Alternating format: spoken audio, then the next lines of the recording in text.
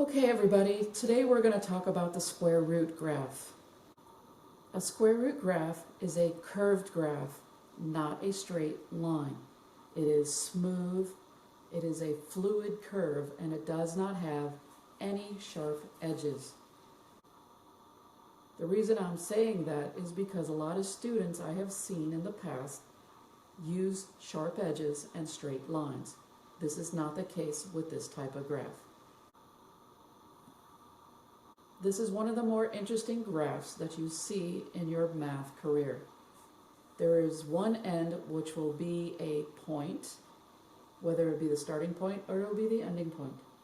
And the other end will go to infinity, so it'll have an arrow on that end. It is a unique graph in the world of math.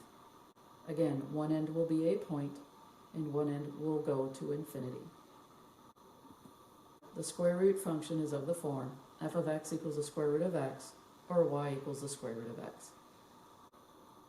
Let's start out with f of x equals the square root of x plus 2 minus 3.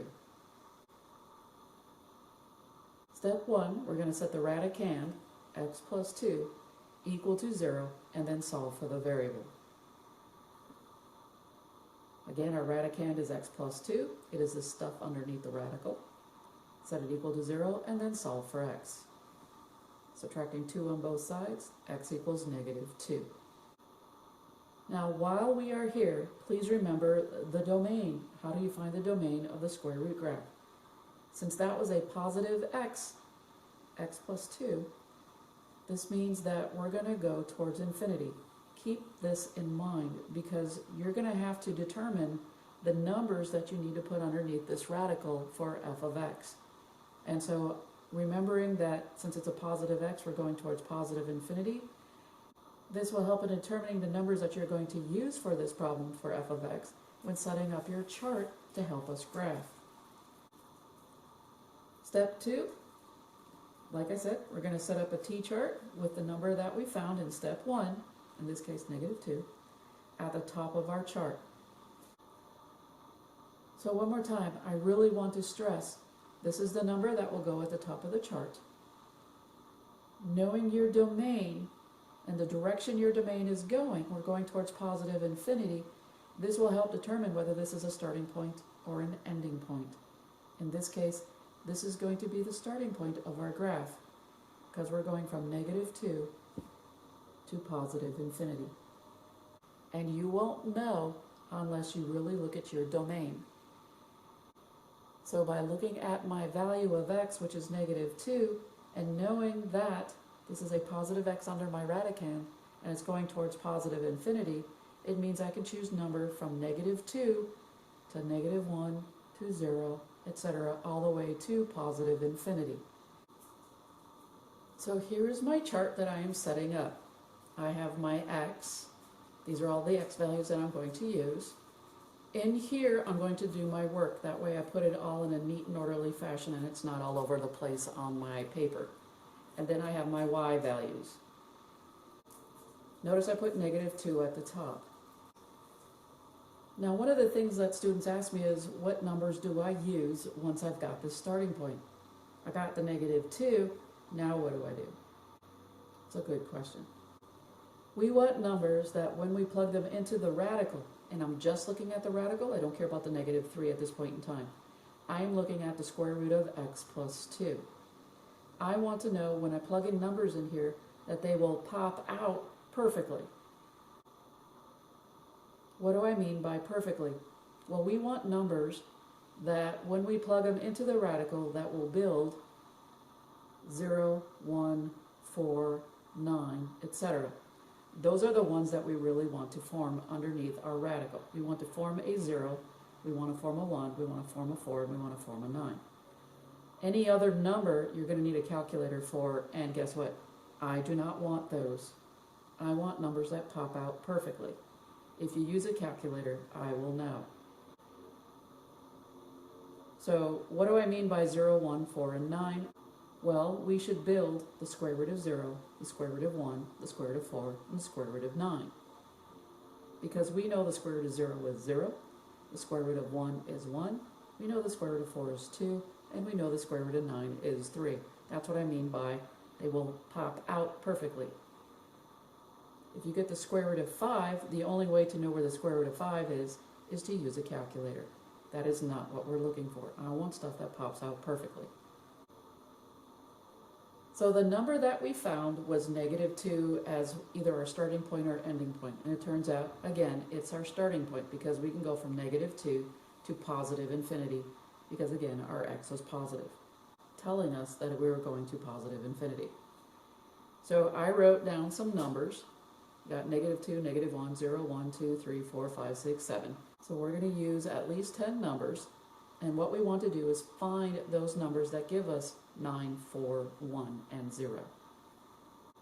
As we know, -2 was one of the numbers that we found.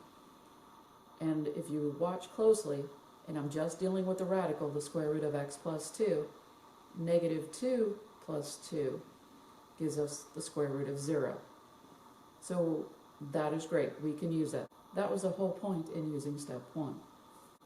Using my next number, which was -1, I'm going to put it in the radical, the square root of x plus 2. Replacing -1 for x, I get the square root of -1 plus 2. And I'm getting the square root of 1. I know the square root of 1 is 1. Now let's look at 0. If I plug in 0 for x, I get the square root of 0 plus 2, which is the square root of 2. That is no use to me because I have to use a calculator, and that's not what I want. I want something that pops out perfectly. And if you're noticing right now, there is a pattern that's going to show up with your radicals.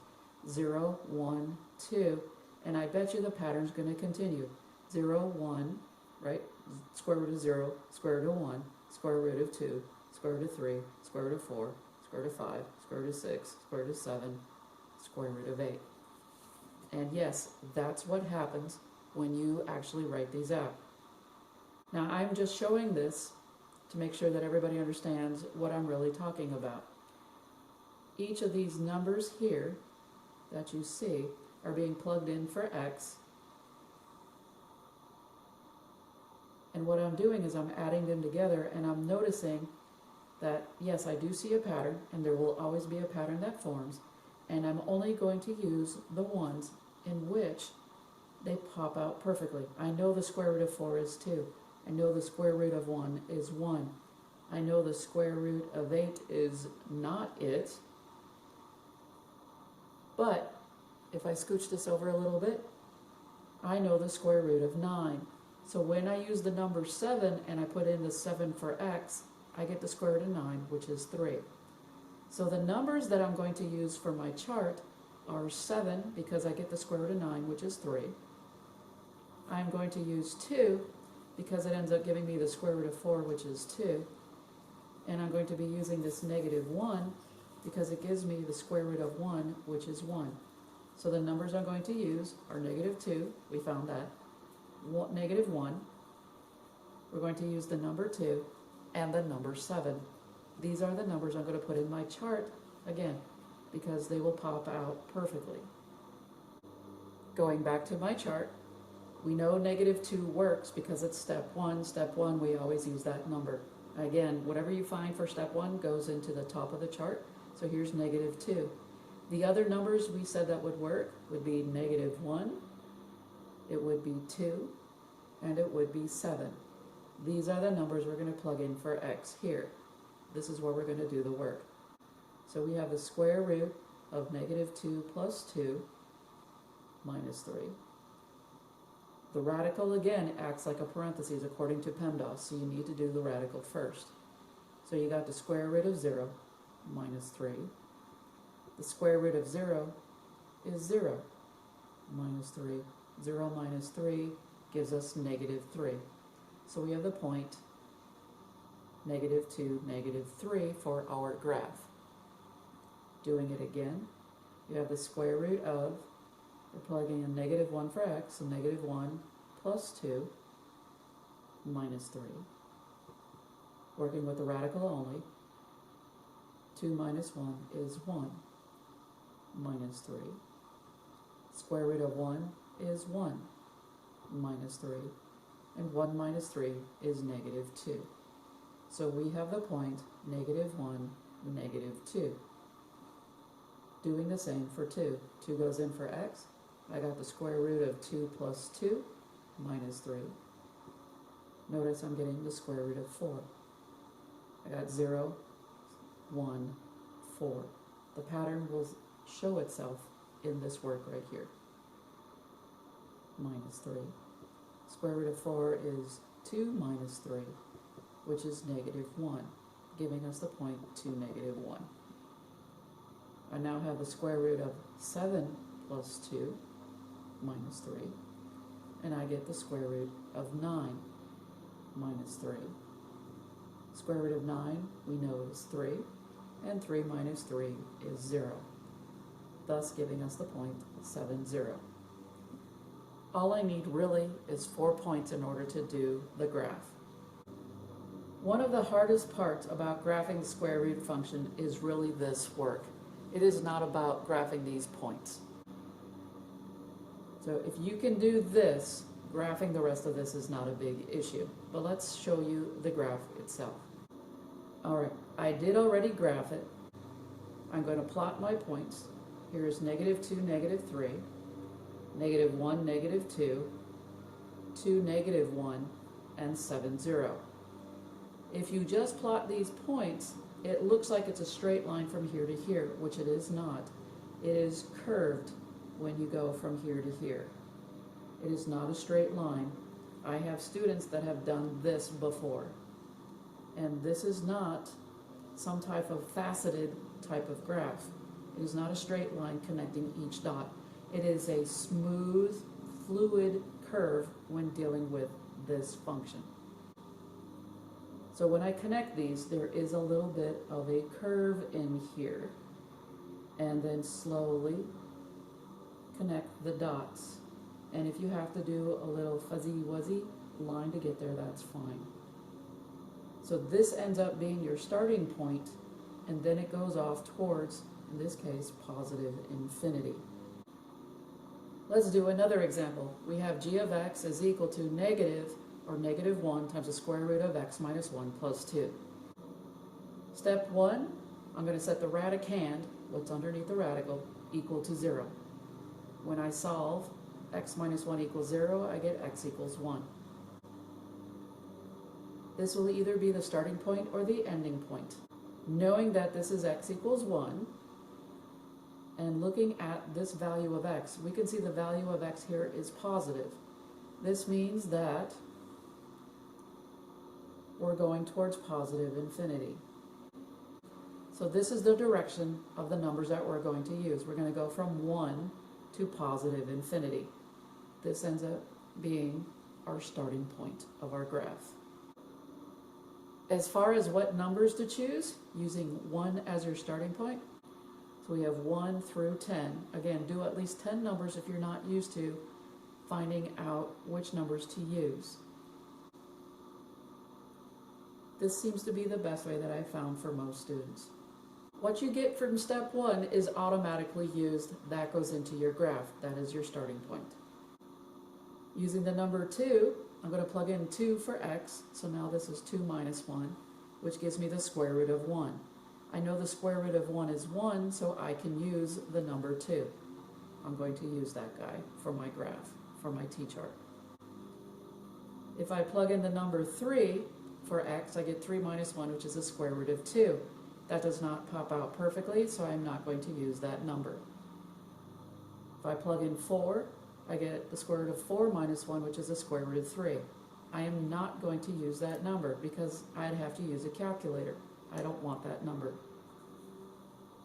5, if I plug in 5 for x, I get the square root of 5 minus 1, which is the square root of 4, and I get the number 2. It pops out perfectly. I'm going to be using that number. If you notice, one more time, I've got the square root of 1, square root of 2, square root of 3, square root of 4, and you can figure out as you go through, you will end up with getting all of these numbers here. Square root of 5, square root of 6, square root of 7, square root of 8, square root of 9.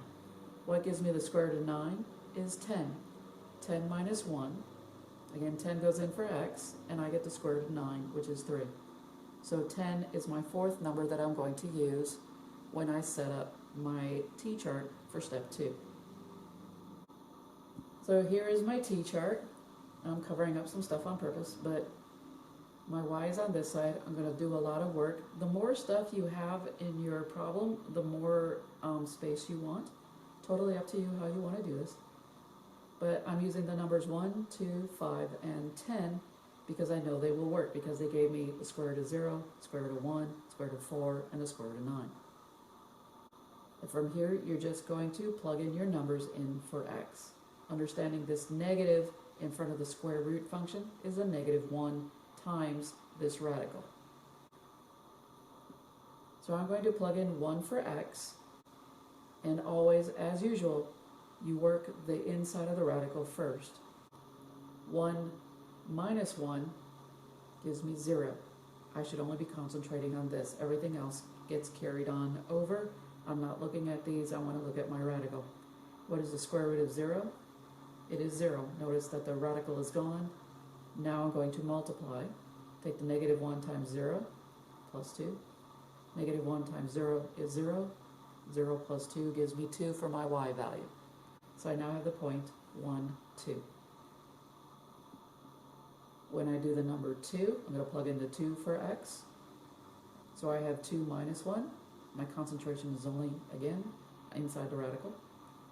Everything else comes for the ride. 2 minus 1 is 1. I'm going to take the negative 1 times the square root of 1 is 1, plus 2. Multiply first before adding and subtracting.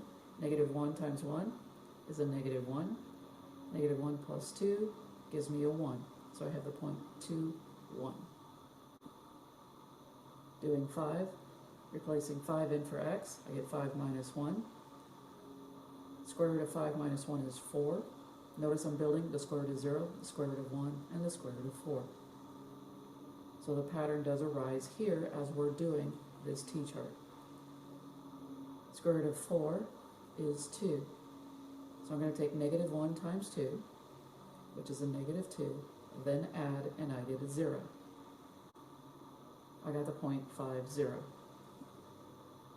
10 goes in for x. 10 minus 1 is 9. So I have the square root of 9 times a negative 1 plus 2.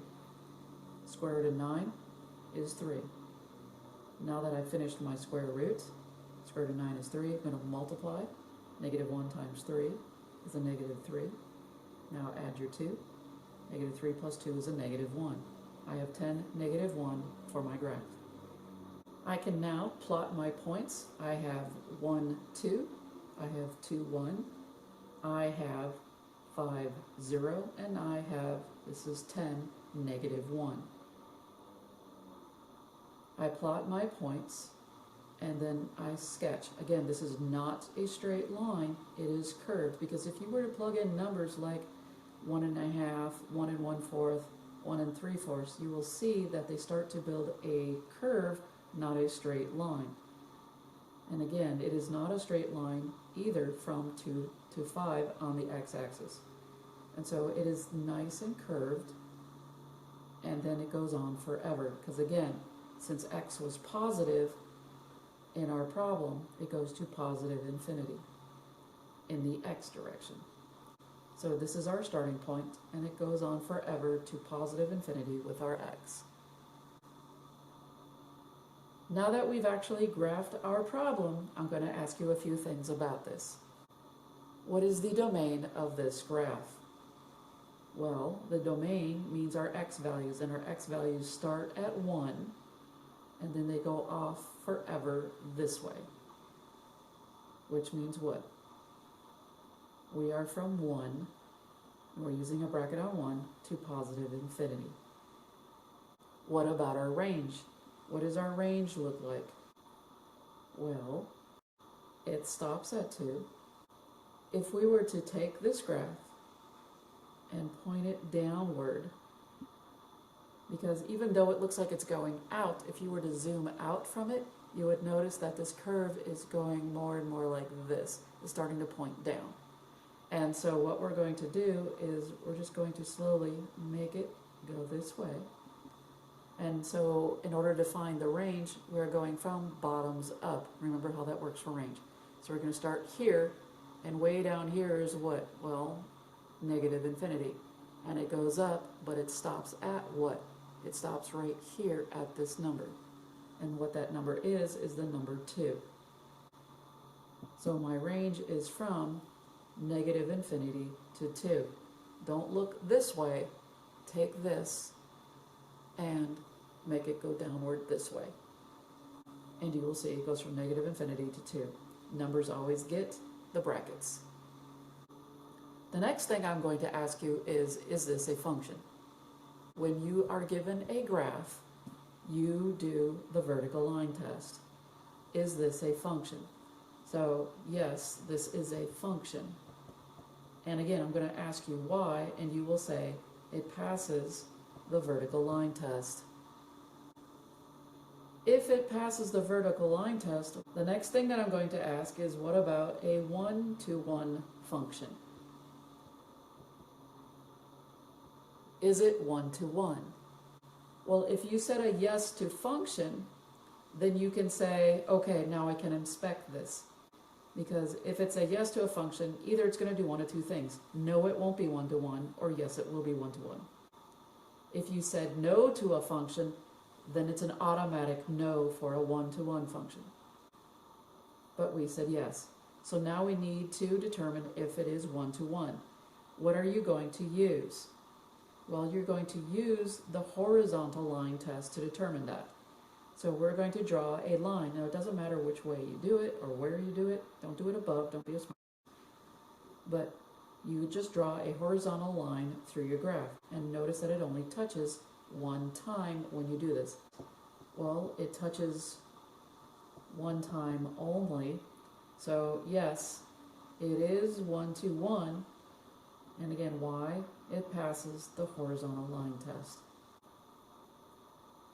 Remember, one more time, I want to go through this. If it's a no, it's an automatic no for one-to-one. If it is a yes, you're going to have to use the horizontal line test to determine if it's one-to-one. If it touches one time, yes, it is a one-to-one function. If it touches more than once, it is not one-to-one. But for our function, since we touched only one time, this is a one-to-one function, yes. And again, why? We passed the horizontal line test. It touched the graph only one time. We're good to go.